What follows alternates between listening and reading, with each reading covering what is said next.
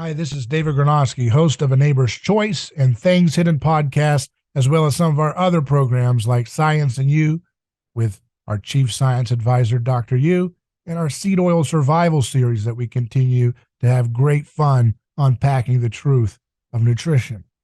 I wanted to give you a quick little message saying we appreciate all the support that we get from our monthly contributors and our one-time donation supporters, and we'd encourage all of you to go to our website, aneighborschoice.com, click on contribute, and make a monthly pledge today, whether it's $1, $5, $15, $20, $50, whatever you want to do.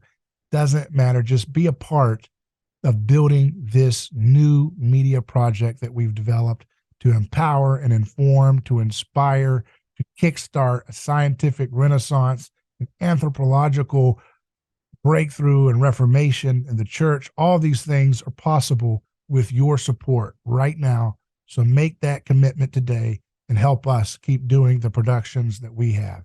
Thank you.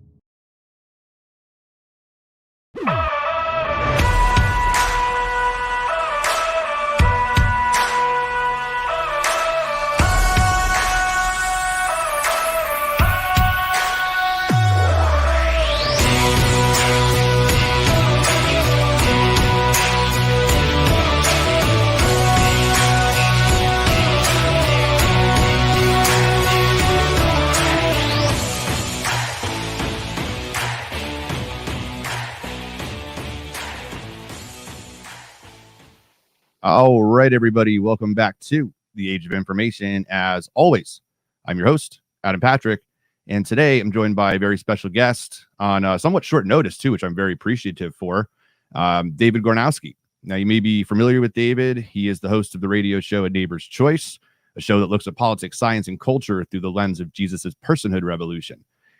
On his show and also online, the online exclusive podcast and film series Things Hidden, he has interviewed folks like Ron Paul, Jordan Peterson, Slavoj Žižek, which I didn't listen to that. That would be interesting. And he's also written multiple essays and columns promoting Jesus's nonviolent ethos and personhood revolution for publications like Daily Caller, Town Hall, American Conservative, and Fee. David, welcome to the show. How are you? Doing well. Thanks for having me on. Yeah, absolutely. Thank you for doing it, especially on so quickly, which is great.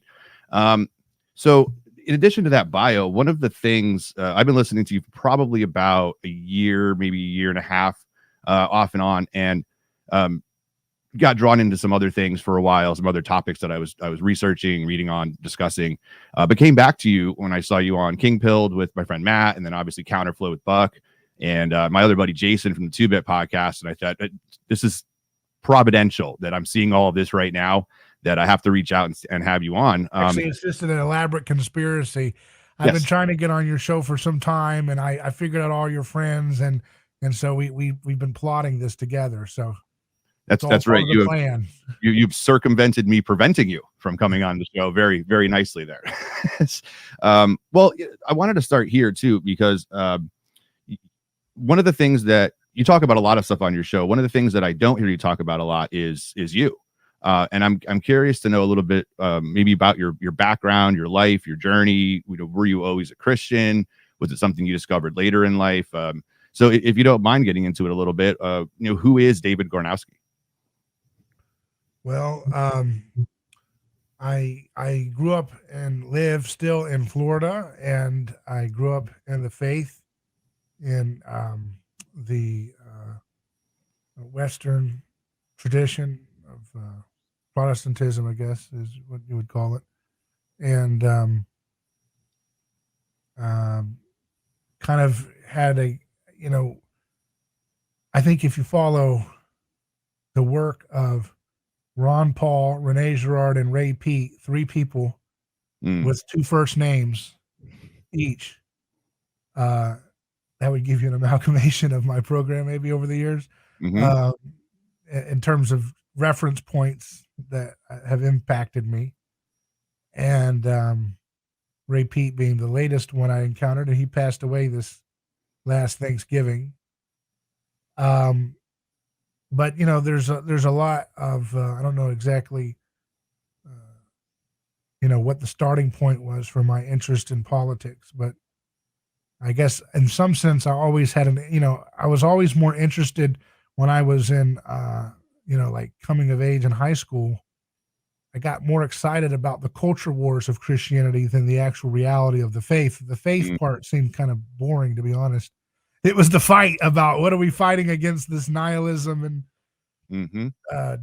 neo-Darwinistic nihilism or whatever. And then I had to re-encounter Christ through an anthropological lens later on, which kind of helped give me the excitement for Jesus himself, right? Mm. And that's important. And you'll find yourself in situations where you can be at a church, and this happens to a lot of people. This is why they leave the faith, and they can get scapegoated. Now, Rene Girard says, he's the anthropologist I'm referencing about scapegoating. He says that everybody always is quick to say, hey, I love your theory. I have been a scapegoat my whole life. It's very hard to say that you've scapegoated other people. Mhm. So let's Yep. put that out there at first. In fact, part of being a Christian is being aware of the fact that you have participated in scapegoating others. That's what Paul had to deal with.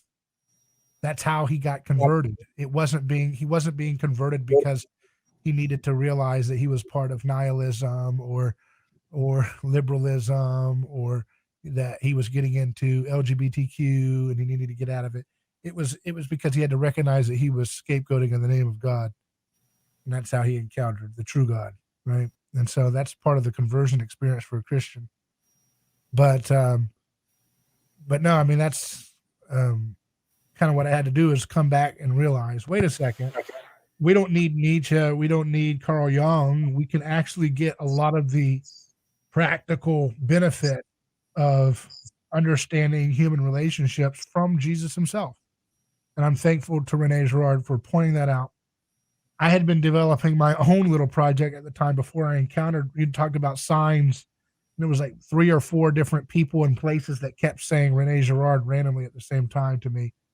And I actually had put together a little book based on audio transcriptions I had been working on. And a lot of it coincide. It just felt like I was on the same parallel path as Rene Girard, and I had to make a decision.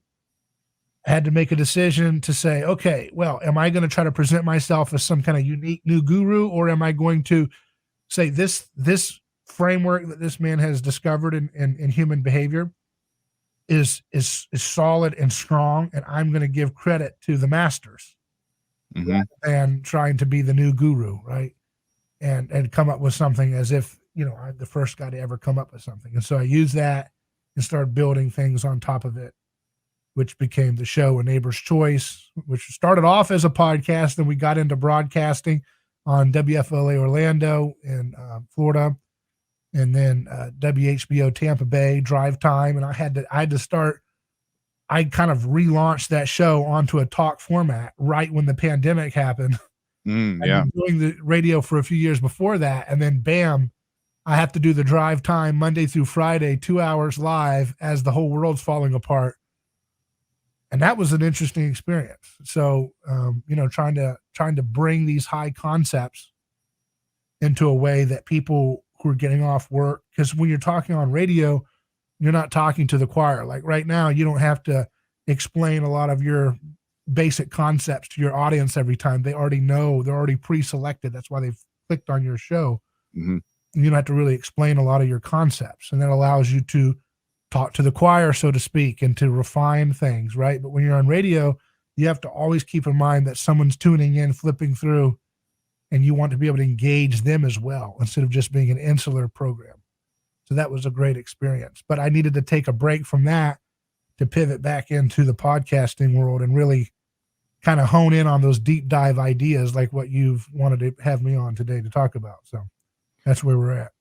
What was the how did you make it to terrestrial radio? Was that an invitation, or you just don't see that too much, kind of especially in the realm of philosophy and theology and talking about, non-normie, news sources like CBS radio or something? How did that transition work? Well, there wasn't, there still isn't really much interest in anthropological talk radio. I can tell you that, but you kind of have to push your way into the situation and kind of show up and try to make an impact. And I think we did. I think it was interesting to see talk radio tends to be an older demographic medium. And I found that, they would look at the Nielsen ratings in Orlando, and I was getting this huge surge of young people under, 18 to 30 were tuning in, and, like in terms of the shows before mine and the shows after me didn't have that spike. They were coming in. So I was attracting young people into an FM and AM medium talk format, which was what the idea was. From a business standpoint, is you need to reinvent the medium. Unfortunately, in talk radio, most people are still trying to imitate Rush Limbaugh, right? I'm the female Rush Limbaugh. I'm the young Rush Limbaugh. I'm the Latino Rush Limbaugh. I'm whatever. And they haven't figured out how to make the sound, make the experience feel radically fresh and different and relevant for something of our time. They're still imitating something that was radical and awesome in 1988 when he started and just doing a cheap ripoff of it, and that can happen in industries a lot. And so the idea behind getting into talk radio was to say, hey, look, there's 1 billion people my age doing podcasts. How many people my generation are doing talk radio and doing it interestingly? In an interest.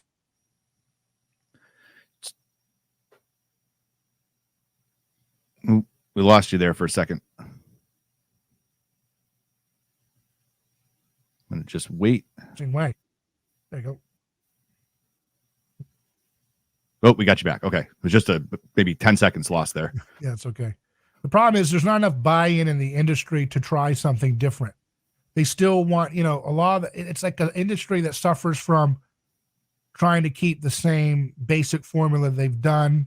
Program directors don't want to disrupt the boat too much. They don't want to try something big. They want to play, kind of appeal to the lowest common denominator. And I don't think that's a good idea. But unfortunately, until we can reinvent the radio station, it'll be hard to make a show like mine catch on in terms of syndication in the current radio market as it is. And I think it is important to not give up on that, because as you see with censorship and the internet, right? You got these little CIA cutout groups or whatever, these little intel cutout, groups, social media outlets that have a stranglehold on information dissemination right online. And so here's why this is important. Okay. Because you can always point to, well, there's this popular alternative social media that reaches 5 million people or whatever, but you're still preaching to the choir. We have to engage in media in which you can catch new folks, normies or whatever, moderates, normal people, regular folks, and engage them in the worldview contest of our time. Not just drill down on this hardcore base that's already pre-selected to involve with your framework or philosophy. And so that's important. And I think radio provides that, right? It just needs it's just ahead of its time. It's like Back to the Future. Like I was doing a show, and it's like, remember that movie when he's playing the guitar and doing a guitar riff, and then he's going off on this really wild thing, and then he looks up and he sees the whole auditorium is stunned in silence, and he's like, well, look, your kids are going to love it, so don't worry, I'm sorry. But I felt like, kind of like, in the sense, not the audience, but the industry itself, there are a lot of folks who are in charge of programming and so forth. Well, first of all, a lot of radio is dominated by like these politically correct woke corporations. And then the ones that are independent, they're just like basically just trying to survive, and they're in a survival mode, and they don't want to do anything too disruptive because they know most of the industry is geared towards the elderly now because they've aged with the era that Rush Limbaugh started. Right. And so they don't want to change anything, and they're at the age where they're going to retire anyways, or are retiring. So they're not going to disrupt. There's no smart money like, oh, this is the special place. Let's try something totally new, radical. Let's paint with innovation and art. That's that's not where they're thinking. And so you're going to have people with capital who want to be smart and think ahead and think, wait a second. Okay. So maybe not AM radio. I mean, you could do with AM, but if you want to be more safer conservatively in terms of your investment, if you had good FM stations doing provocative talk radio across America, like really interesting, smart talk, like really good stuff, I mean, you could do a really good number in terms of breaking through the gatekeeping apparatus of the media conglomerations. We know that Fox News doesn't want to have somebody who's pretty strong anti-war on their prime time. They tried it. They don't want it. Right. We know that Newsmax is going to do their thing. We know that OAN is going to do that thing. We know that, podcasts reach a certain demographic, which is awesome. It's kind of the new talk radio. But still, again, how do you find your show? I mean, you have to find your show by having a friend who likes your show. Or, I mean, how are you going to find your show through a random pickup on the YouTube algorithm? I know they've basically, they deleted my YouTube channel because of the last strike was something a caller said, on radio, that, we would live stream the radio show. But, they'll censor that. They censor you on Facebook. So then how are you getting your content distributed? It's going to be through like friends or networks that are in your sphere of influence already. Yeah, it's sort of like it has to build on itself unorganically, really. And it brings up an interesting point. I was thinking about folks like Tucker Carlson, somebody like that. There's kind of a dialectical view of whether or not somebody like him is useful to, let's say, us, or not useful to us, or harmful, or boomer or something. But I've always taken the stance, and I'd love to get your thoughts on this, that anyone who is pushing even a remotely dissident message in the mainstream that can reach, an 80-year-old woman as well as a 20-year-old Christian conservative or something who maybe is still in that sort of old media, legacy media realm, that it is actually useful to some extent, as long as they're being influenced, not by their writing team, or if the writing team should be being influenced by you. Like, you can influence the writing team, that can influence Tucker, that can help talk to people that maybe wouldn't find a show on the internet or something, or a podcast. Yeah. Yeah. I mean, again, the people who are going to find your show, is it the average librarian? Is it the trucker? Is it they might. I know those people probably exist in your audience, or my audience too. I know they do. But my point is just, the whole concept of a broadcast is that you cast a broad net and you pick up a lot of things too that you weren't necessarily targeting. And that's where media is effective, when you can be in the public sphere, when you can be in the public square. And, we see happening problems with Twitter right now with this, this provocative movie that Daily Wire put out, right? And Elon saying, everybody go watch it. But meanwhile, I don't want anybody to see it because that will hurt the advertisers. So if if you follow somebody that likes this movie, then we'll let you see it. But every parent should see it. So he's talking out of both sides of his mouth, because he knows he's got this balance between, he can't upset the people who are trying to buy into his subscription model because they think that's a safe haven for free speech that they want to invest in. And at the same time, he knows he needs to offset that with advertising dollars, with the religionist Sharia law globalist types that want their extremist religion imposed across the global sphere. Just goes to show you there is no neutral space. Right. I mean, there isn't. I mean, in the spiritual as well. I mean, that's something that we've talked about on here numerous times, especially over the last 3 years, that, the folks who try to walk in that neutral spot spiritually are basically wandering around blindfolded in the middle of a battlefield while a war's going on around them. I mean, this is throughout the gospel, throughout scripture too, the idea of there being nothing neutral. It's either, for God or against God. And you see that play out in the material realm as well, even in these secular folks who may or may not even believe that something supernatural even exists. Right. And that's why the left, they're very black and white. And that's why they'll do everything they can to do what they can to, push a Joe Biden over the finish line, stuffing those ballot boxes. But he's not someone who is hip on their current little iteration of their religion. but he's directionally down the road towards their nihilistic fervor. And so they'll take what they can get and they'll shove it forward and they'll move it forward, and they all work together as a little hive mind. And they don't allow for disruptions. They don't allow for speaker fights. They're a very, very well-oiled machine in terms of their hive mind ethos. And the right, you've got the right where you've got the neocons that still run the thing, and then you've got these little Caesars on the right, I call them, which is the ones that want their little authoritarian stuff. And I'm going to get you one day. You wait till we have the power. Our Caesar's coming anytime now. I'm thinking, dear God, sounds just like the Jewish people during Jesus's time, crying out for a Messiah. Please, a Messiah's coming anytime. And Jesus is like, okay, well, here I am. And they're like, no, that's not you. I mean, we're looking for somebody who's our little Caesar, who's going to beat that big Caesar. So, 2,000 years later, people who say they're so traditional, they've traditionally keep ejecting Jesus out of their framework of their religion. So they're always craving and begging for a Caesar. And they say, well, we don't need to follow the Jesus way because that's what you do. And there's no neutral space. See, and they like to do this. There's no neutral space, but they'll say, well, no, you do the turning of the cheek thing in your private life, but you can't apply that to politics. Oh, how come you can't? Yeah, I mean, it's kind of a good segue because I wanted to get into politics. The looking at the broad sphere of what I see online, the Twitter spaces, just dissident news agencies.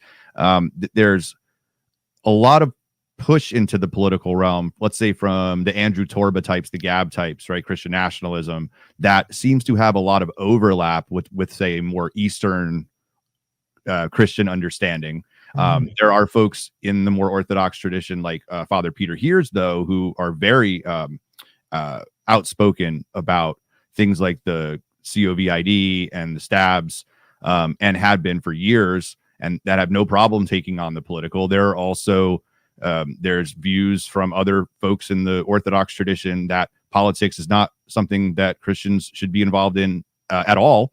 And so you have, even within these various groups, a lot of overlap, but also within the specific groups, a lot of maybe discontent or disagreement over exactly what Christians should be doing at any particular time. And of course, between lay people and priests or even monastics, there's also different callings. So for some people, and I talk to a lot of them, it can be confusing as to what they're supposed to be doing. You say, well, each individual is called to their own particular, destiny or future, however you want to word it.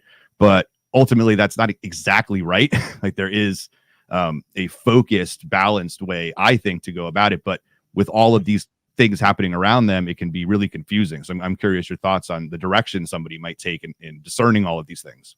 Yeah. Well, I think that the kingdom of God is within you all, because that's what Jesus said. And he said it in the plural sense, within you all, not within you, the individual. And so, you got that text where Jesus has the ascension and two angels come by and say, why are you guys staring up in the clouds? You know what I mean? It gives you a satire on this waiting for the magic show to happen, waiting, being so heavenly minded that you're no earthly good. I think the kingdom of God is, thy will be done on earth as it is in heaven. The unseen is coming into the scene. The garden, the Bible begins with the garden, it ends with the city.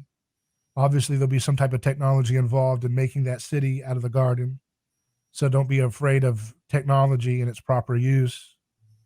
And I think there's a place for asceticism, but that's not really the main vocation. Otherwise, God would have created the garden and said, it's good. Don't do anything to it. Leave it alone. He doesn't say that. He gives us a dominion mandate. Okay. So there's a trajectory of history that we're supposed to be going, and Jesus completes the hominization of the human species such that we are now able to, in light of his completion of the work of hominization on the cross, access the full creative potential to build without violence, and therefore to reject the entire framework that he defeated on the cross, which is the matrix of human sacrifice as the foundation for order. This is related to the principle of turning of the cheek, something that I think is a social ordering principle. I use the analogy, it's like social aikido. Allowing evil Mm. to fall on its own overreach is a proactive way of dismantling evil. It's not a defeatist mindset. It's not a pacifistic mindset. It's not a reactive mindset. It's strategically allowing evil to fall on its own weight, which is exactly what Jesus did on the cross. And that's why he says, take up your cross and follow me. Defeat evil in the same manner that I did, by showing it to be a farce and allowing it to collapse on its own overreach. The kingdom of the accusation, the spirit of Satan, which was tempting Jesus all along. It was tempting him on the mountain. You can have all these kingdoms if you just bow to me, right? Well, the traditional mountain in which he's on, if you go to the Holy Land, is he's standing above the city of Jericho. And he would have seen this huge, tower that was their temple where they were doing human sacrifice and animal sacrifices. So he would have seen that, and this idea of looking out over that and saying, you can have this, but you need to do sacrifice too. And yours is just going to be a holy and righteous sacrifice because it's going to be in vengeance to those who've oppressed you, which ends up just feeding the same Satan casting out Satan matrix that has been imprisoning human beings by the false transcendence of it. Because there is a kind of transcendent high you get from all coming together and purging a villain, okay? I mean, there would be a kind of catharsis, right? A kind of catharsis, not a complete and full unanimous catharsis for some on the left to see Donald Trump in an orange jumpsuit put in prison. Mm-hmm. There would be parties, there would be a relief, right? The guys at the people at the workplace who are fighting over who's the most intersectionally oppressed would put aside their differences for one night, maybe, and have some drinks and libations and joy of, but it'd be a fleeting feeling because of the penetration of the gospel, dismantling unanimity in media to kind of make it a full experience of this person is fully deserving of what they've got. There would be that nagging, and that's what bothers people. There'd be that nagging, dissonant perspective that they have been slightly exposed to, which would prick their conscience to say, I don't know if this person's really deserving of all the blame of the community. And that bothers the left. They just want us to all agree that this person is the Grinch and scapegoat him and purge him and put all shame and blame and hell onto him and let him and his family and anybody else that he's supporting or associated with. And the same thing would happen for those on the right or anti-establishment world if Hillary Clinton and their people would finally be shackled and put into prison. That would create a kind of catharsis. Now, this cathartic experience happens whether people are guilty of the things that they're being accused of or not, right? It's a kind of social catharsis, which is separate from like kind of like a legal justice, conviction or something, So if you have a serial killer, and then like what was the guy named? The Night Stalker in LA in the 80s or 90s, he was killing all these people. And then eventually he got found out and a mob literally encircled him, right? And they were about to tear him apart. And the police came and saved him from the mob tearing him apart. And he went to prison and he died of cancer years later. So they felt like it wasn't true justice, right? That was because of the impact of the cross, bringing in some type of protection mechanisms for those who stand accused. So you didn't have just lynch mobs dealing with justice. But anyways, so you've got this kind of framework involved. And that's why, folks are, they're going to get somewhat of a cathartic high, somewhat of a transcendent unity, but not a complete. And that's because Jesus destroyed it. He broke the unanimous mythic power of sacrifice. And then when you break it by putting someone who is innocent through the same machine that we put all of our victims and kings and peasants and everybody through to create order and meaning, it starts to break down that order and meaning. And it starts to break down the hierarchies that are dependent on that type of sacrificial imposition to maintain their structures. So you have a shaking of the structures. This is what Peter is talking about. He says, why do the nations rage? He's referencing the passage from the Old Testament. The nations are raging because they can't contain their violence. They can't contain their rage. They can't offset it into a believable scapegoat that 100% of society says, yes, total cause of our problems. See what I mean? So they're raging because they can't dislodge their rage onto a safe place. The only way to do it as a Christian is to self-sacrifice that rage and that feeling of shame and guilt and all these things. Stop putting it on each other and stop trying to snowball it into boom, dislodging it onto a common enemy. But that's a hard work, and so we don't want to fully do that, and so we keep taking these kind of shortcuts to heaven that lead to hell. Yeah, and like you said, it's not just perpetuating the situation; it's actually causing more harm to yourself, which I think people don't realize, because there is no healing in that process. To constantly seek vengeance, it feels like a healing, like you said, that a cathartic moment, but really what it is you just indulging your own passions of wanting to see this person punished, this person destroyed, and that breeds, I think, destruction in that person. And we often say it's almost become like an axiom now that the church is really a hospital, not a courtroom for souls. And we would want to see everyone healed. It brings up an interesting point. I've gotten through various social media conversations, 2 different types of atheists, for example, or maybe even right wingers who are like, perennialist leaning or something like that. And one of them is, theodicy, basically, like, how could a just and true and loving God allow, violence and death and whatever? I mean, that's kind of a normal sort of atheist trope. But lately I've been getting the one that's like the polar opposite, that says, no, wait a minute, God, you're saying if, somebody murders 6 million people, yet on their deathbed, they actually, confess Christ and they really come back to the church. You're saying God forgives that person? And I'm like, well, I don't think you understand fully what you're saying, but yes, technically, yes, if they really do repent, if they're really, I don't know how that would happen to somebody who's that evil, but sure, theoretically, yeah, if the person truly repents, yes, of course, God loves them and will forgive them. And these atheists who are on the other side are like, well, they're not going to punish that person, then that God is just ridiculous. There's 2 completely opposing, opposite views from the same type of person. And it's just ultimately in that it's I believe it's them trying to work out inconsistencies in their own worldview, but being too stubborn really to look inward. Mm-hmm. Yeah, I mean, yeah, all of those things are, all of those things, all those atheistic critiques are saturated with the Christian worldview, right? So the atheist critique that says, what kind of a just God would allow all these violent things to happen?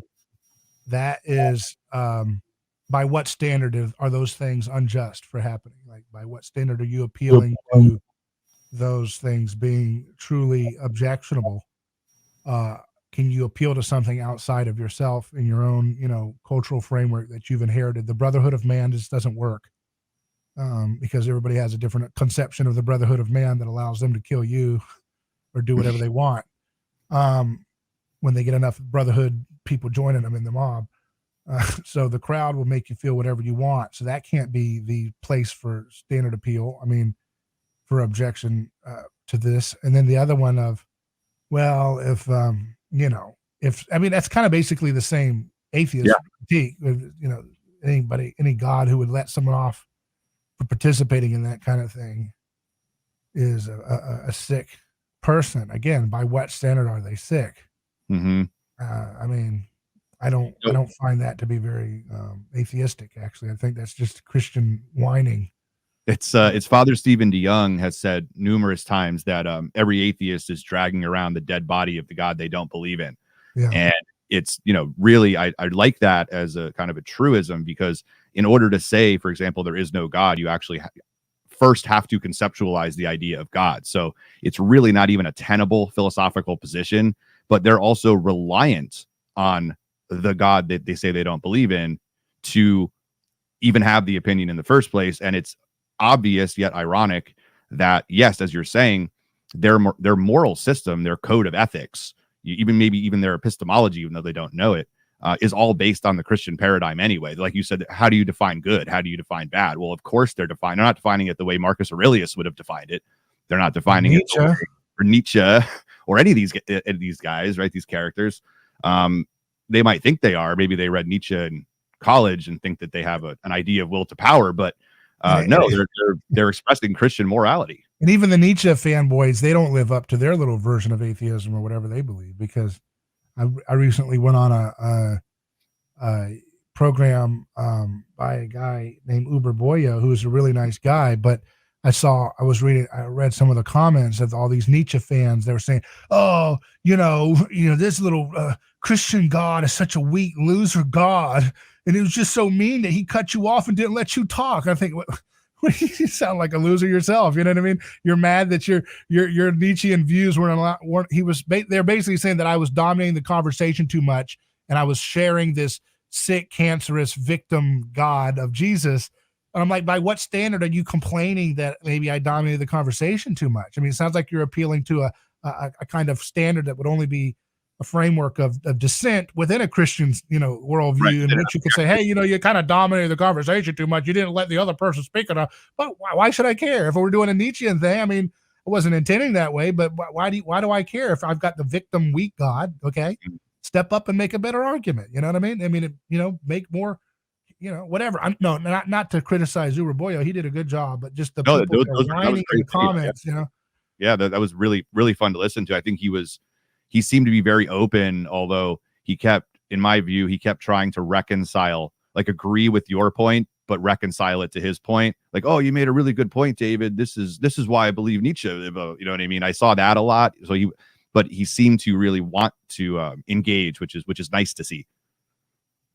Yeah. I mean, but nobody's truly a Nietzschean. I mean, nobody's doing that. I mean, it's like the folks who are doing the pagan thing where they do a little rune stone or something they bought at the Spencer's Gift or whatever, and they think they've got, I have got to wear a druid hat and all this stuff. I mean, they're not living like that. I mean, the kind of things that they're so saturated and so owned by Christianity, they can't even possibly get out of it.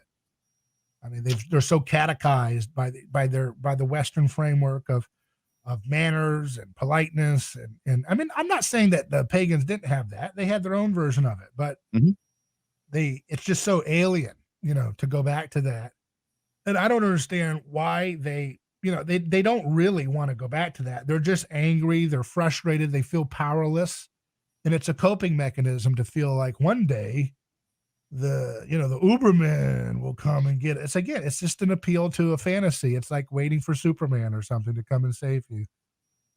Yeah, or Supergirl. Gym every day saying, well, maybe I'll be Superman one day. Oh, wow.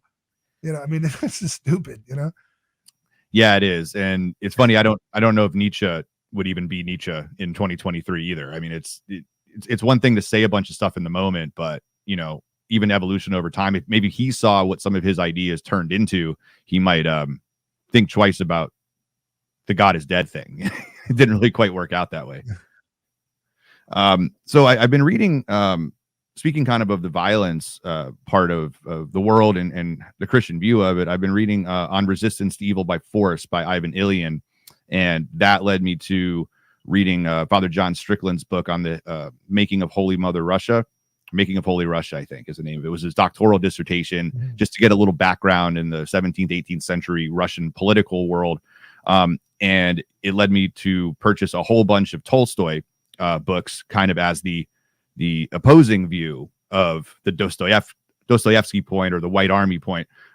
This may be falling on deaf ears for some of the audience, but it's sort of the argument of, defense of the emperor, defense of the motherland, Christian defense versus a Leo Tolstoy supra pacifist reading of the gospel. I'm curious your thoughts on that kind of dialectic and how we might be seeing something very similar playing out today with maybe the Andrew Torba Gab types versus maybe someone who's more of the turn the other cheek so much you spin yourself into dizziness.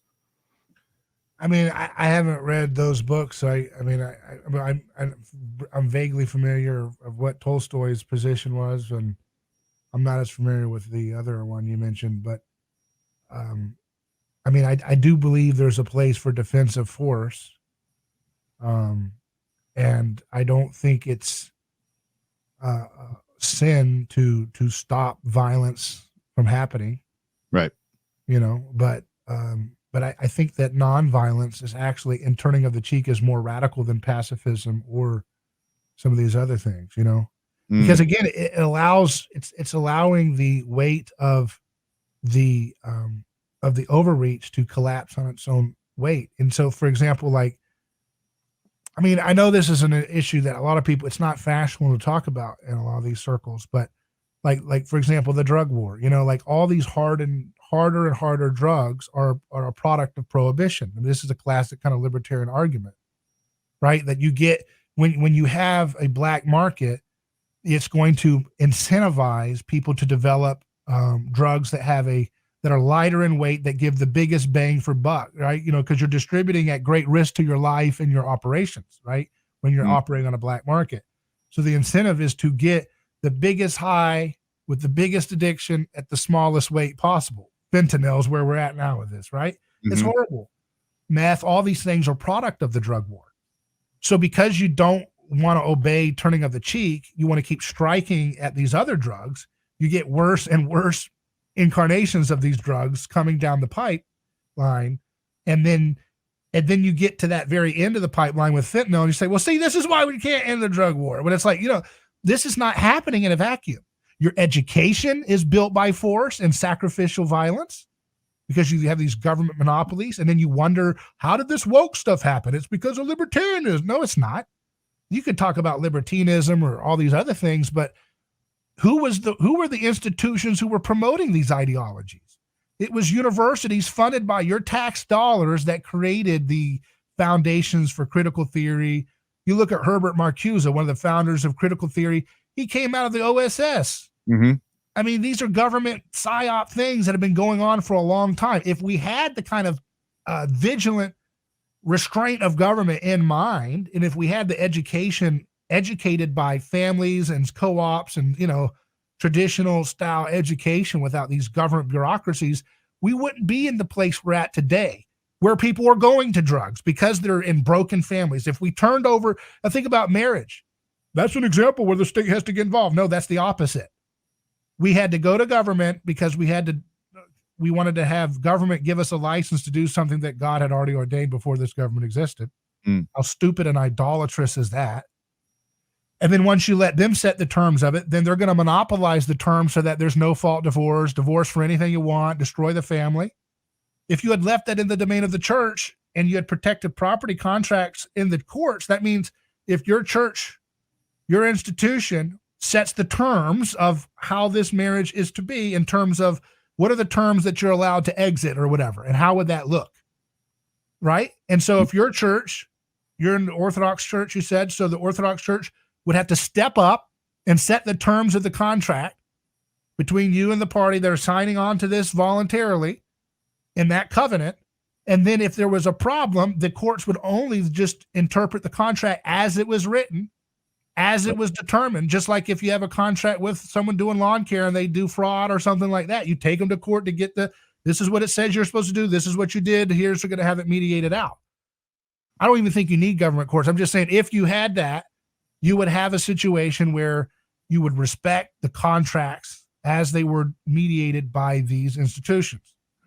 So, every time I look at these things, I see force. I see sacrificial violence causing this disorder because the stone the builders rejected has become the cornerstone, meaning when you try to use imposition of coercion to maintain a stronghold, like education, like marriage, like commerce, like keeping your kids away from drugs, when you try to do that, it creates chaos because it doesn't create a believable kind of sacrificial enclosure like we've had in the past. Does that make sense?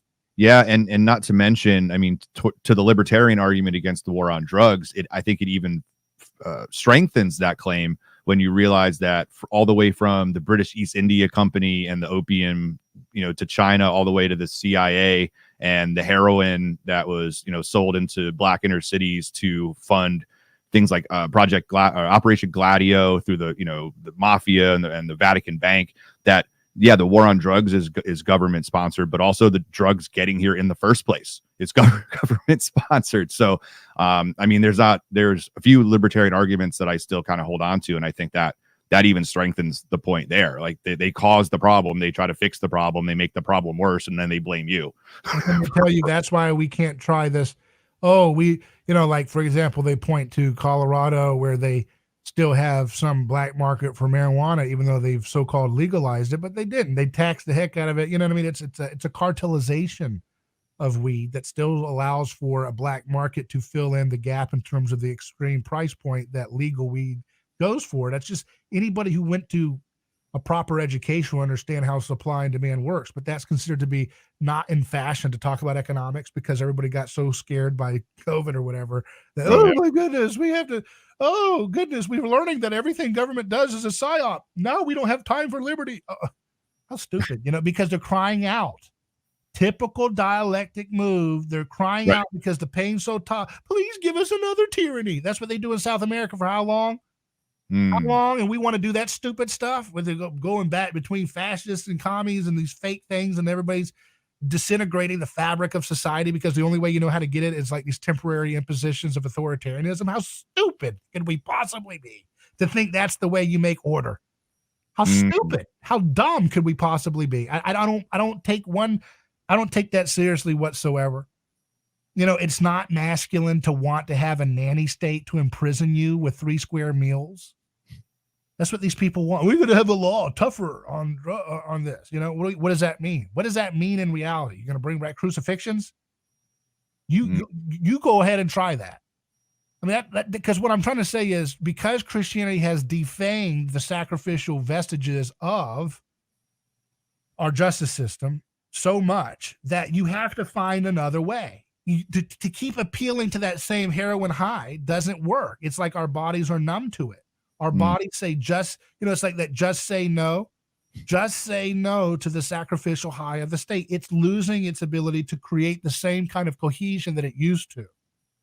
And everything along with it. The flag doesn't create goosebumps and reverence like it used to. The song doesn't create goosebumps and reverence like it used to. Now there's a new flag, a new sacred song, new sacred, all these things. It's one revolutionary founding being replaced by a new revolutionary founding. It's like transition. And we don't have to play that game and say, well, let's just bring in a strong man to just stop it all. It won't stop it all. It won't stop it all. That's the whole point. If that was the way it was going to be, then Jesus would have done it that way. Right. He didn't do it that way. And these fools think, well, he was just coming in as a secret ninja, a suffering servant, and it was a trick so that he could have justification to just blow them to pieces later on with a machine gun from heaven. How dumb is that? I mean, when we see the work of Christ, we see the fullness of God the Father fully revealed in that story. It's not a little sneak peek at a particular little character he's playing, where it's just like one of many characters that he'll don. No, this is the fullness of who God is like in his earthly ministry, in every aspect of it. But they can't handle it. They want to be like Peter. They still want to grab the sword and slice an ear off because they can't hear, just like Peter slicing off his mimetic double's ear. Oh yeah, that's he's literally embodying his own deafness. That's good. I never thought of it that way before. He's stabbing the servant of the high priest's ear, and he's the servant of his high priest, and he didn't hear what his leader told him. Get behind me, Satan, he told Peter. He still didn't get it. He still couldn't hear what he was saying. And 2,000 years later, we still apparently can't hear because we're clamoring for authoritarianism. It's the only thing we have. Yeah, and you correctly pointed out, in my opinion, the kind of rush into false dialectics, right? It's always when X doesn't work, we have to run all the way over to Y. When Y doesn't work, we have to run to Z. It doesn't seem that while we're operating in a Christianism of Christian morality sort of looming over the society, there's still this sort of lack of balance in the human person, the human society, where we have to push back, I think, and remind people both and. It doesn't always have to be this rush to one other side, either or. It has to be this or it has to be this. Well, it doesn't actually have to be either of those things, or maybe it could be both of those things. Maybe there's a way to synthesize this. But the brain, it seems, this analytic Western brain has a very difficult time with that. Like conceptually, it's difficult to form for a lot of folks. Your thoughts? Yeah, I mean, there's just a lack of creativity and a lack of really good role models to emulate to see how this is done. And so, we need more role models in the public square for Christians to emulate, to look to and model and say, okay, this is how you do it. You can have the charisma of Trump without having all the dumb policies, some of those dumb policies. Some of the policies are good, some of them are dumb. But you know what I'm saying? You can have charisma without being 5-time married. I'm not judging him or whatever. I'm just saying, you know what I'm saying? Like, we think we have this idea that, like, in order to be cool or strong, you have to have like all this baggage of like failures in a world, in a spiritual sense. That's what makes you edgy and dark, and that's what you need to be a strong man to beat these guys or something. And it's like, that doesn't have to go like that. It doesn't have to be like that. You can have charismatic leaders who don't talk in politically correct ways, who are still leavened with the Holy Spirit, defending the truth and telling you the truth. Why can't Trump tell us the truth about what happened with certain events in recent history? Why can't he tell us the truth? Why do we have to keep playing this child's game? They murder people's uncles and family members, and then we're supposed to act like nothing happened, putting people on ventilators, lying to us, and we're not calling for the abolition of the FDA. Come on, get out of here. How's that tough? How's that tough politics? How's that? That's a strong nationalism. I want that. Who wants that? So it's like, to me, we just need to cultivate new role models that people want to emulate, who are doing excellent things. It shouldn't be this expensive. You shouldn't have to be in debt $1 million to own a home as a young family. With all you've talked a lot about, to that point, you've talked a lot about, I think it was you anyway, I'm pretty sure multiple times, how let's take the layperson who's a Christian, who's a believer, right?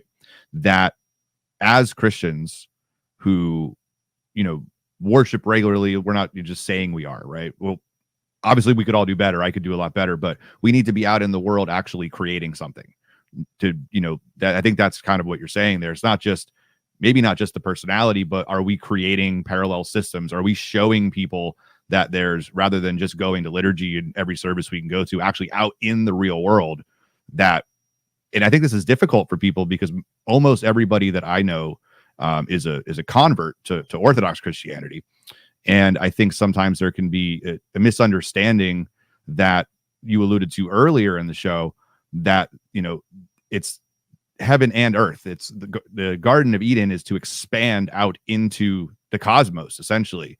That there's almost a retreat from this world in kind of an evangelical sort of view. Like, well, how do I go into the world and preach the gospel as an Orthodox Christian while also not, can I watch this movie? Am I allowed to watch this TV show? How do I word things? Because I'm following priests online all day long.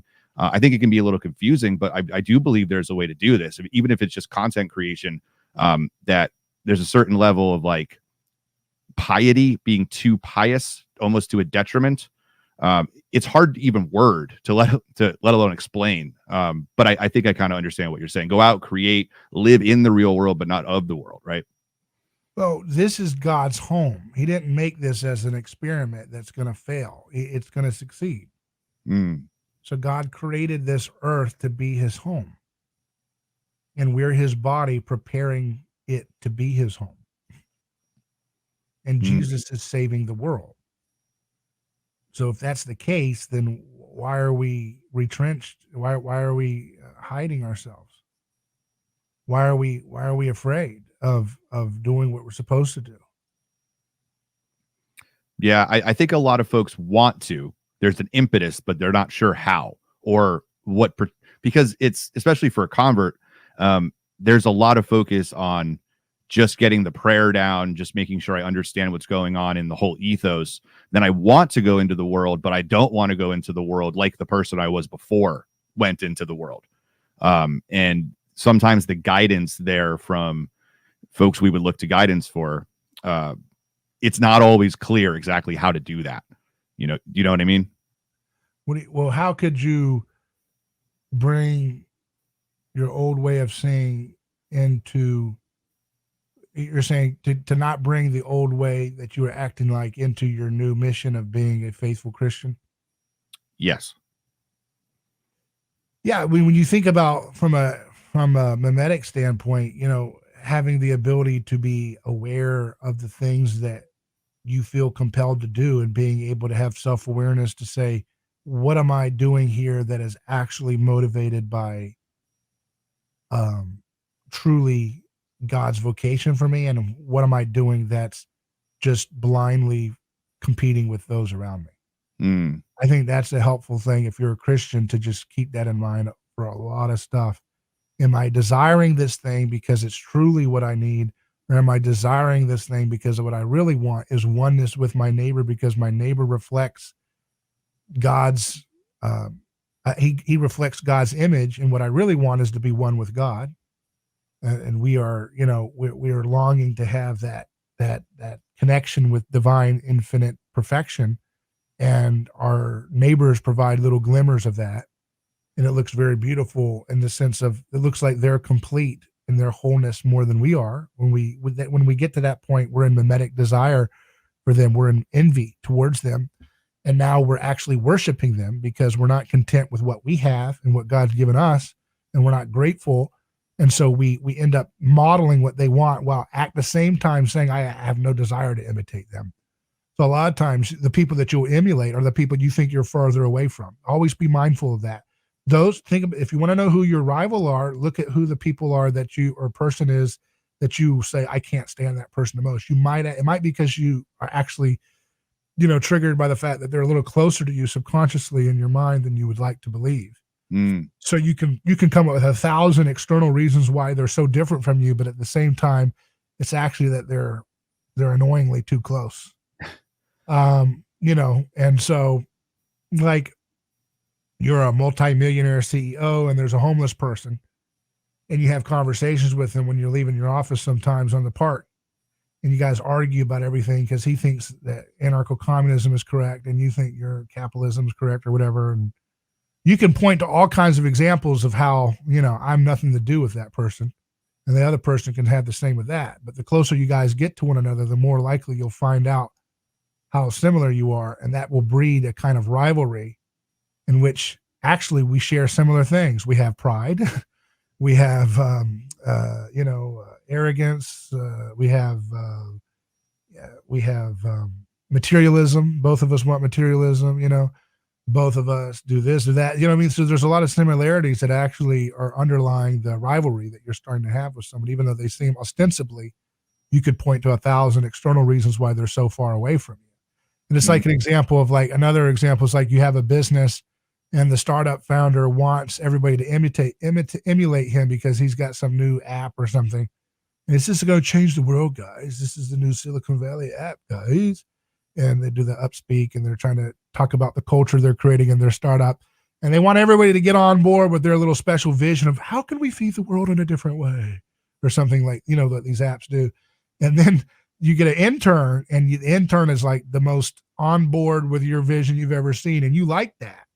And as your company grows and it goes public and all this stuff, that intern keeps working, and now they're headed for a VP spot. And now your little plucky, fresh new vision's a little old and stale now because you become an entrenched institution.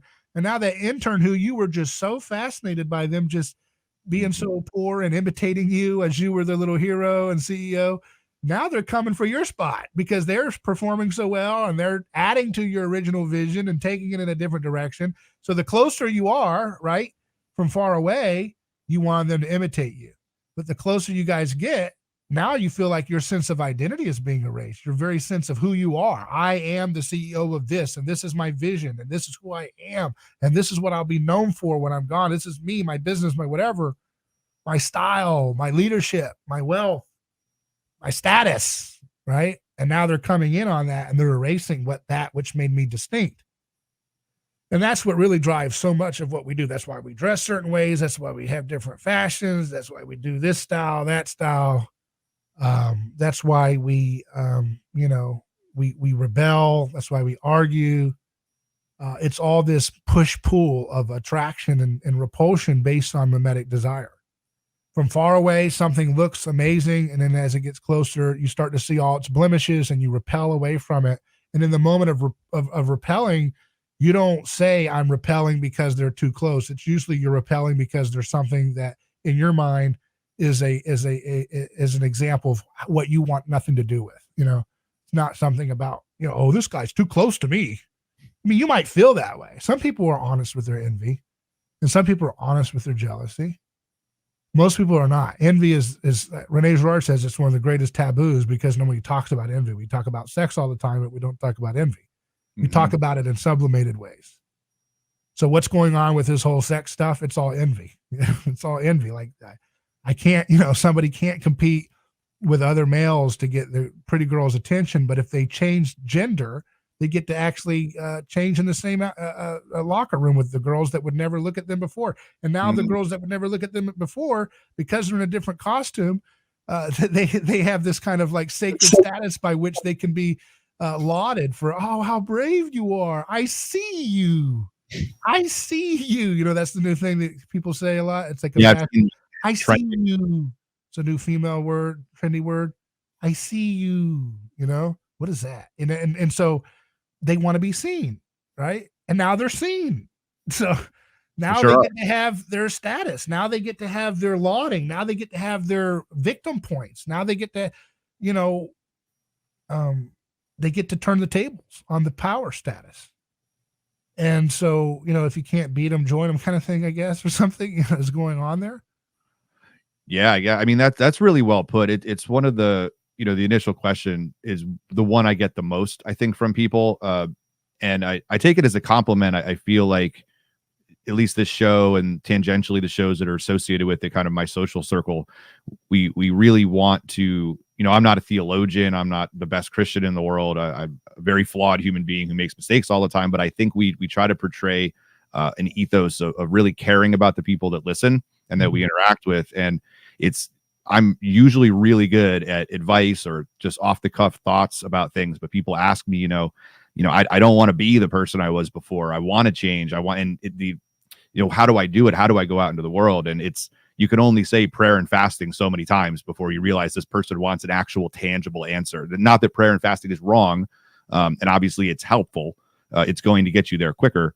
But I like the way you worded that. It's one of the few things that I have a hard time communicating, and I don't want to let people down by giving them, the wrong advice. I'm going to point people to that the whole episode, but especially that last kind of block there. All we like sheep have gone astray, each into our own way. That's the riddle of human relationships, right? It's because you think that you're going your own way, but in reality, if you don't realize you're a sheep, you're actually just following the other members of the herd off the cliff, right?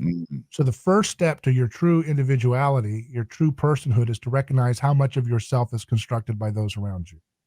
Like if you were to see your parental figures, you would be amazed. It's not just that you look like them, but you move your hands the way they do. You move your gesture, you laugh a certain way, you smirk a certain way. You'll pick a lot of this up from the people who raised you. Whether you're raised by your parents or your grandparents, whoever shapes you, like the way I watch sometimes you'll see someone, they kind of have a certain smirk or a certain kind of gesture they pick up from their father. They don't know they're doing it. They just do it. Right. So these things are imprinted on us, right? For good or bad. The way you learn how to deal with your anger is role modeled for you. The way you learn how to deal with money issues. Do you shut down when you're low on money? How do you deal with feelings of inadequacy? Do you go to a humor to be the class clown? Do you brood? Do you whine about the liberals whenever you're low on self, esteem? What is your coping mechanism? These are things that you borrow from people around you. And so being aware of how much yourself is a construction of other people's desires is extremely liberating. Because you can start to realize, well, do I want that house that's going to indebt and enslave my family to $500,000 or $1 million? Because do I really want that? Is that truly going to make us happy? Or are we going to be like the end of Citizen Kane, where you have that long table in an empty house and it doesn't mean a darn thing? See what I mean? Like, that's what it means to truly understand, I think, a lot of what Jesus is saying with his relationship stuff.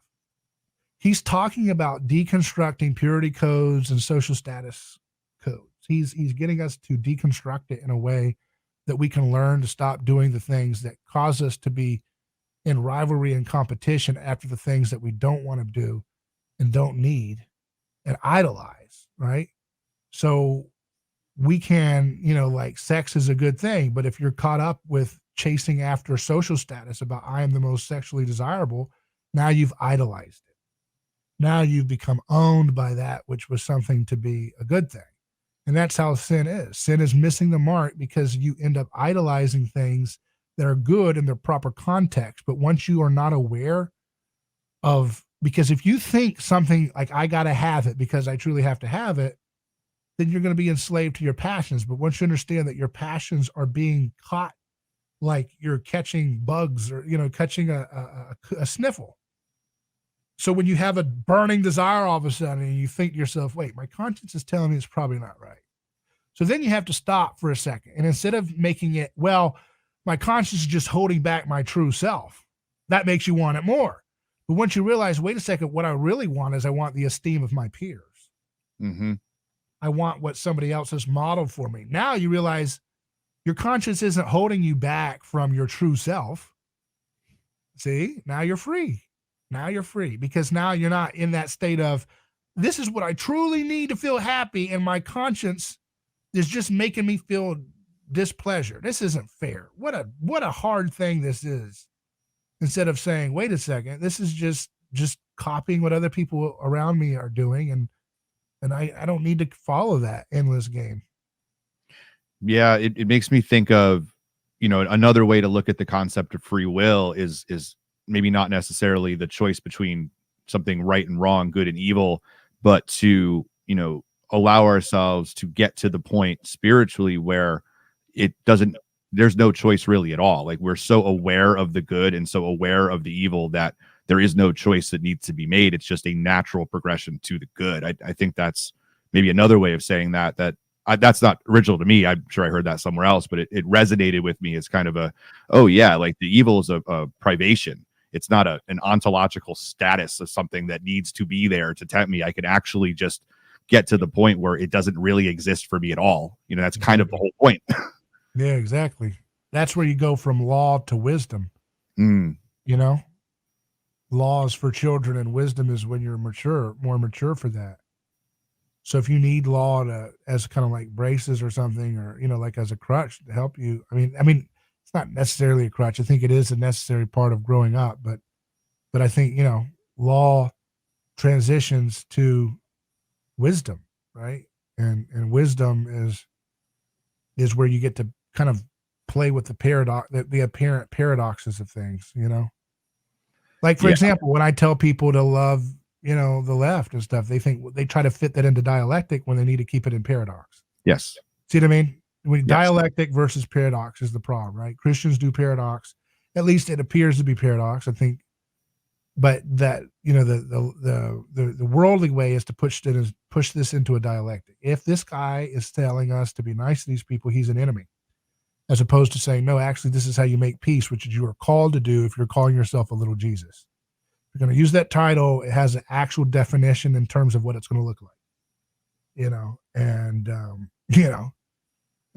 Trying to cherry pick a verse here or there to try to make something to give you an excuse to be mean to, or like you said, vengeance minded, isn't going to cut it. If you're going to follow the life of Christ is about letting go of the false illusion of desire. It's about letting go of scapegoating. It's about letting go of vengeance. And it's about creating. It's about creating with your neighbor and building a community in imitation of his body, which means that there's lots of exciting things that we can get to do. And I think that we can get to a point, I think history is moving in a good direction. I think that there's an escalation of evil that comes up that kind of makes it feel in the moment in certain periods of time in particular where it feels like, man, it feels pretty bleak or pretty at least equal, dualistic or something, but you look at the grand scheme of history, it is a better place to be now than it was when Jesus was around. It is. I mean, it is an objectively better place. Jesus has moved the world in a better direction. And all these little Nietzsche fanboys that talk about, we want tough guy stuff. They don't know what they're talking about. They don't even know what they're saying. They're just that is true keyboard warrior stuff. because I don't want to live in a world where people laugh with glee as people who are handicapped get eaten alive by lions. Do you? I don't want to live that. Right. Does that make me a loser because I have compassion for the least of these? No. That's, most of these people would be thrown into the lions too. These little guys that are hiding behind Nietzsche fanboy screenshot. Probably first. Yeah, they'd be thrown in there first. They're not. Nietzsche wasn't quite the big tough guy that they use in their meme images. He wasn't. He would have been thrown into the lion's den too. They would have put him in an insane asylum early on. So we have to make space for people who are going to look a little different and look a little bit, out of the norm in terms of what everybody else looks like. We don't take someone. If you're a dwarf, we don't take you and throw you off of a cliff. And that Nietzsche fanboys, do they really want that? They'll say they'll want that behind a keyboard, I guess, but that's not. So Jesus looked at the world he had and he objectively made it better. He started at ideas in the minds of men. And he started ideas and actions that we're emulating 2,000 years later. And he told you everything I do is an imitation. Every other guru that comes around in history says they've got something original. He's the only one who's the most original, who ironically says everything I do, I imitate from the Father and the prophets. So he's the most original, and he's the most original person ever, but he's also the one who acknowledges that everything he does is an imitation. And everybody else since then wants to be like Jesus, and they all act like they had something original to come up with, and they're nowhere near as original and as powerful as he is. He's the greatest man in history ever lived, at least. And I always say, if he wasn't God, it's actually more miraculous in my imagination that he pulled off what he's pulled off with the resources he had. Sure. To change the world so much as he has done.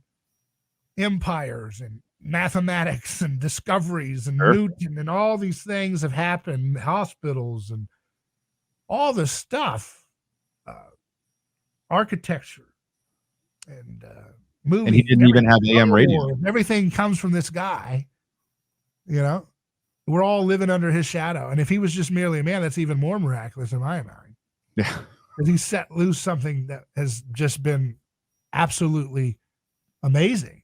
And I'm glad that he's winning.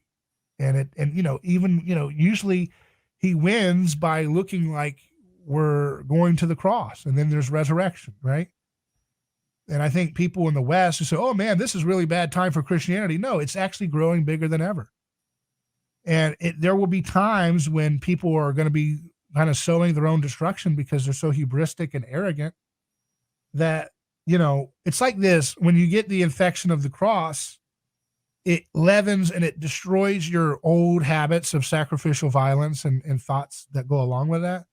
And then it kind of challenges it. And you either have to sink, it's like a sink or swim kind of thing. You either got to figure it out and grow up as a society, or the cross, as I say, will haunt your society to the point that you'll go mad and insane, like we're on the verge of doing right now in the West. You see? Mm-hmm. So it's kind of a judgment. The Christian story, it doesn't just say, here's an idea, take it or leave it. Kind of the thing is if you get saturated with it long enough, it will kind of like eat you alive if you reject it. So, but at the same time, it also opens up the possibility for tremendous amounts of innovation, right? Why is China still emulating us? If this is all about, just might makes right. I mean, why are they still emulating us? Because we're saturated with a story that says that history is going somewhere and that the Bible begins in a garden and it ends in a city. We actually have a vision that has captured our culture's imagination. Whether we reject the metaphysics of Christianity or not, we're still swimming in that. We still have this big, bold view of history, even though it's become weakened and sclerotic in some ways. It just needs Christians to start stepping up and living it out. And that's the hard, I don't know, I need an empire, I need a Caesar. No, you just need to be Christian and do your thing. If you are a plumber, be the most amazing plumber that lights up the community, and don't overcharge your customers and give back a lot with your time. Go the extra mile when they said you didn't fix the pipe. Go the extra mile, fix the pipe, and do something else. Make sure you get enough time to be with your kids. That's what it means to be a Christian. You know what I mean? It's like, if you're a Christian farmer, don't do factory farming. Do like Joel Salatin does and take care of your animals and show up in the world stage and show them what Christian farming looks like compared to stuff. And if you are a pastor or a priest of a church and you have people working or managing businesses that are not ethical, have the courage to tell them this is what Jesus would do. That would help a lot. You know what I mean? There's a lot of people that are doing these things that, you know, people say, well, they just need a job. They got to feed their family. But at some point, we're going to have a reckoning here, you know? Yeah. We can't keep killing animals the way we do. And you know, we can't keep, you know, all these things are judgments on us. Like veganism, you know, these people are freaking out about someone catching a fish. That's a kind of madness. That's a kind of judgment on a society that's so haunted by the cross, but refuses to get its act together. Yeah. There's a pathos there. There's a real illness in that person's head.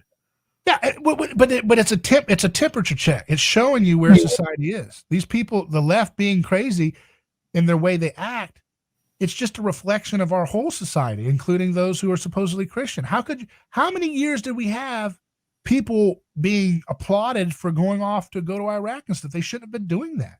We should have had pastors and priests saying, don't you dare go to that wicked war. They didn't have the courage to stand up for Jesus Christ. And now we're going to reap the whirlwind until we repent. Yeah, I actually had a friend of mine who's, you know, tangentially Christian, more in the evangelical world, say that there's a Christian support group online, quote unquote, for people who are having marriage troubles. And I said, wouldn't it be easier if these folks were texting? And I said, wouldn't it be easier if these folks just went and talked to the, I guess, pastor in that situation? And he said, oh, the pastors won't touch it. They don't want to get sued. And I think that's another example of what you're talking about. They get sued now? Is that what's happening? Yeah, but I mean, as if that should even matter. Yeah, it's true. Do your job, you know. So I have one more thing on here. If you have a minute, I just wanted to close on one topic, get your thoughts on it, if that's okay. Sure.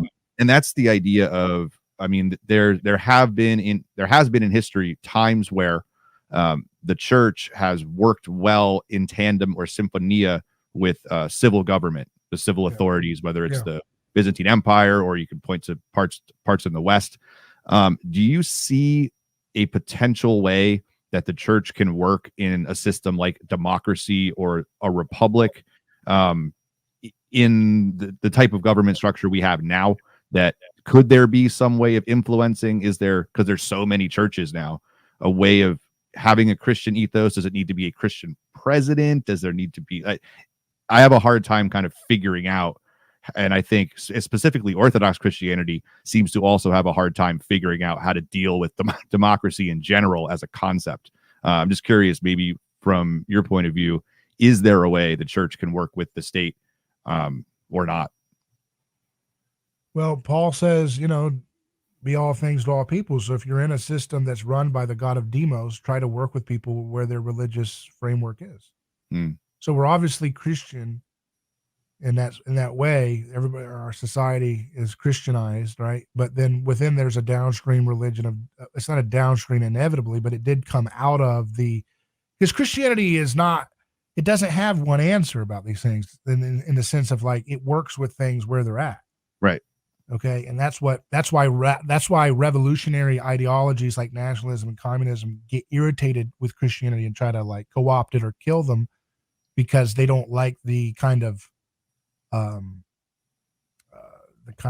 again, paradoxical kind of wisdom in which true Christianity kind of approaches different challenges and systems that are not quite ethical or healthy, right? So I think using democracy, well, you know, the republicanism and all these different things that we have, yeah, I think you can, it's kind of like we need to create technologies that change the relationship between the individual and the sovereign power. Have you ever read that book, The Sovereign Individual, by James L. Davidson? He's been on my show a few times. I have not. No. But, you know, he talks about this idea of the relationship between technology and the sovereign. And an example I give from that is like the musket kind of changed the logic of power in relationship to the sovereign and the peasant. When you go back, you know, to a different time period, you know, where you have lords with knights, and it was, you know, war was an aristocratic thing, right? It was like a certain type of guild and certain type of like privilege to have the type of armor and swords and nice horse that those folks had in training. And then the peasant was kind of left with a pitchfork, and they were kind of at a disadvantage in the logic of technology in relationship to the state. When you get the musket becoming so ubiquitous at the time of the founding fathers, right now you have a different relationship between the sovereign, the king, and the peasant, where you can sit behind a tree and, I remember from the images of school, you can hide behind a tree and pick off redcoats as they're coming down in traditional framework, right? So now you've changed the relationship between the sovereign and the individual, where you can now say things like, we want an absolute right to free speech and free, different things like that they couldn't have a right to quite fully realize in previous iterations of history, as that technology wasn't fully at that level yet, right? So that's the same way we have to think of as Christians, okay? So we have a democratic republic with all of its situations. So there's different vocations for people in that. Some people's job could be to go into that system and to prophetically use it to point people back to Christ, or to do things to kind of restrain lawlessness. I think it's nice to have a Thomas Massey and folks like that do a little bit of good to kind of expose the hypocrisy of the system and say, hey, wait a second, you guys come back and vote for this COVID bill. I think that was a good idea. Sure. It would be nice if there was hundreds more of that, but I understand the system is not allowing that. Our democracy has done a number on the people in terms of their ignorance. So that's not something that's going to happen right now. So I think it's nice to have people run for office that can use their running for office as a kind of witness to the truth, right? And to reveal the truth in the public square in a way that really shakes things up and changes the game.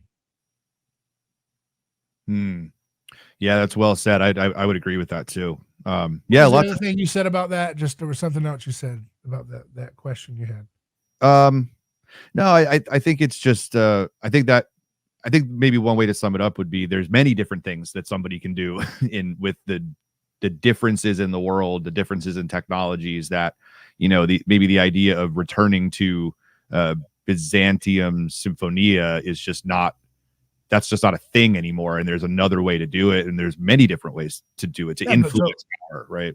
Yeah. So for example, so some folks could be doing something in politics. Some folks could be doing something in developing technological breakthroughs that would disrupt the relationship between the individual sovereign and the sovereign, in the sense of, look at what could happen to further stamp out opportunities for sacrificial violence by bringing in things like unlimited energy that everybody could have off the grid. Like, how does that change your relationship to your sovereign for your local government, your state government, and your federal government? If you can say, look, I can take care of my home without needing you to meter my energy to me on a grid.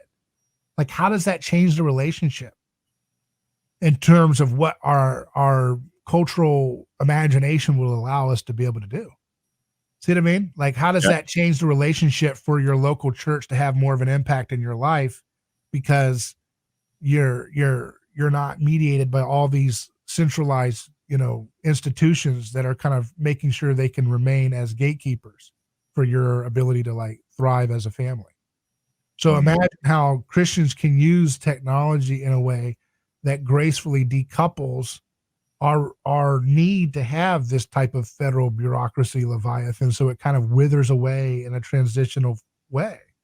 And imagine you have elemental transmutation at room temperature, so you don't have to rely on these oligarchic groups to create rare earth elements to power your technology, so that you can build things up from actually transmuting trash and recyclable goods into rare earth elements that can be used to equip your cars and your other things that you need, technology.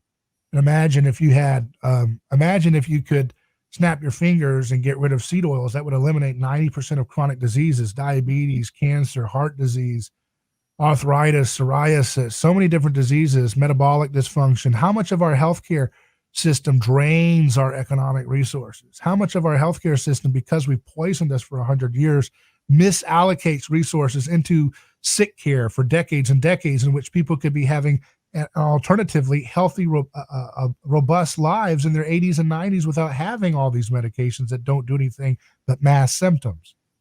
So what would that do for the glory of God? What would a nation with 50 million very, very healthy, non-cancerous, non-diabetes, non-heart disease 75-year-olds. What could they do in their wisdom age? What would they do without having all the mental health issues that we have also associated with seed oils, like bipolar, depression, schizophrenia, all these different things? Go look at Ray Peat's research on mental health and look at the food system as how much it contributes to this. And imagine if we could get rid of that. What would that do if you didn't have to deal with, bipolar and all these different things happening so frequently? How would that allow for us to be a more healthier nation spiritually? These are dominions of evil, right? To be depressed clinically and then to be on garbage medicines that mask the symptoms is in the dominion of evil. That's horrible. And what does that do to relationships? What does that do to families? What does that do to children in an environment? SRI drugs or whatever. What does that do when your nation is dependent on those things? What does that do when your nation is dependent on decades and decades of masking diabetes when diabetes should be eradicated? And what does that do to a nation when they start to realize that, wait a second, it was Christians who loved their wives, who were faithful to their children, who cured diabetes, cancer, heart disease, and everything else? What does that do to a nation when they realize that the Einsteins of the room of our generation are the ones creating flying cars and loving their wives and being Christian, wonderful people? What does that do when the new David Lynch's and the Werner Herzogs and the great filmmakers of our generation are awesome, interesting Christians? You see, that's the whole world is right there for you to have. It's right there. You just have to step up. It's hard. What does that do to a nation? It means that the nation will start to imitate the worldview of the people who stepped up and led the nation into Renaissance. That's what it means to spread the kingdom of God. And that's what Jesus wanted us to do. It's not a failed project. If you think it's a failed project and all you got to do is hide in a monastery, you're not listening to Jesus. I'm sorry. Monasteries have a place, but if that's what the church is supposed to do, you're not following Christ. I'm sorry. It's just not the truth. It's an error. It's a mistake. And look, the disciples were around Jesus for 3 years straight and they got it wrong. So don't be so hard on yourselves if you realize there's some things that the church has done thousands of years later that maybe are a little bit out of order. Because the guys that hung out with them and had breakfast, lunch, and dinner, they didn't get it either. They were selling them out, every one of them. So, amen. Well, there's a lot here for people to chew on. I always look forward to going back and listening to these because when you've been doing this longer than I have, but sometimes during these conversations, afterward, you kind of forget everything you were talking about. So I love going back and listening. Oh, yeah. When you're done with it, you're like, what did we talk about? I don't know. My fiance is always like, how'd it go? I'm like, I'm pretty sure it went well. I don't remember what we talked about for an hour and a half, but I think it was great. Yeah, man. So I really appreciate you coming on, David. And I want to give you definitely an opportunity to let people know where they can check out your stuff, all your work. I know you've said before that you're doing more online content now. So yeah, where can people check you out?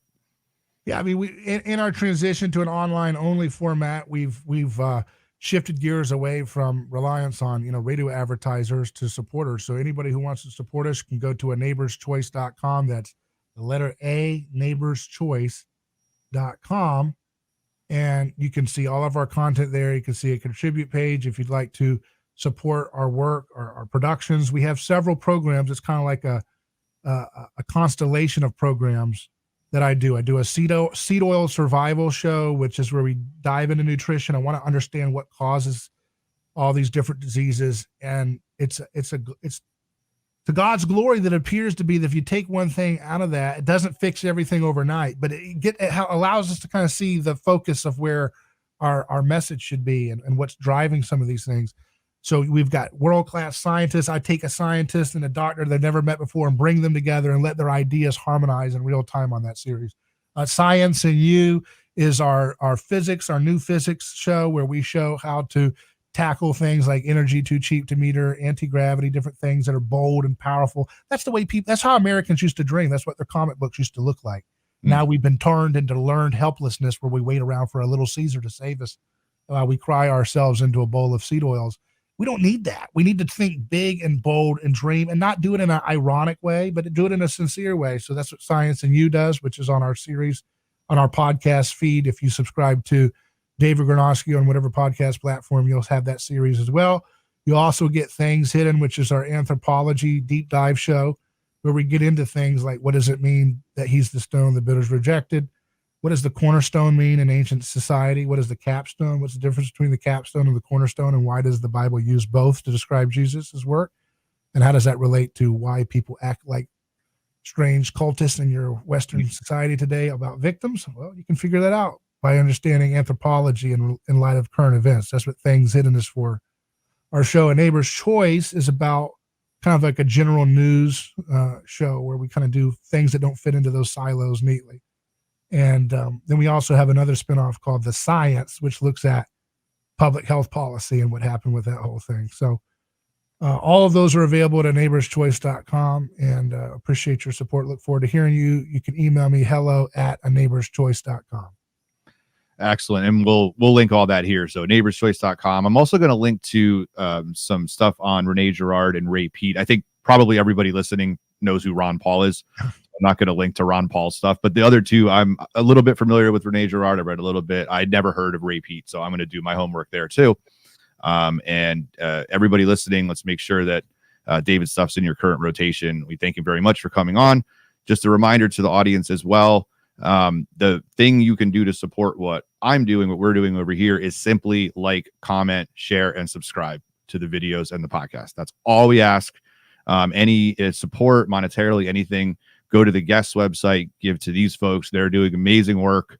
I mail it in here 2 hours a week. It's we want to be supporting the people who come on the show. But yes, please like, comment, share, subscribe to the YouTube videos, to the podcast. Keep in mind, next week we have another David Wemhoff, John Courtney Murray, Time, Life, and the American Proposition. He'll come on to talk about this 1,000-page tome that I'm now going through for the second time. That's going to be a lot of fun. Wow. And David, thank you again so much for coming on and doing this. There's a million questions we could do, so hopefully we will be able to do this again. Yeah, anytime. Let's do it again. All right, great. Thank you so much. All right, everybody, we will see you soon. Thank you everybody for listening, and have a wonderful weekend.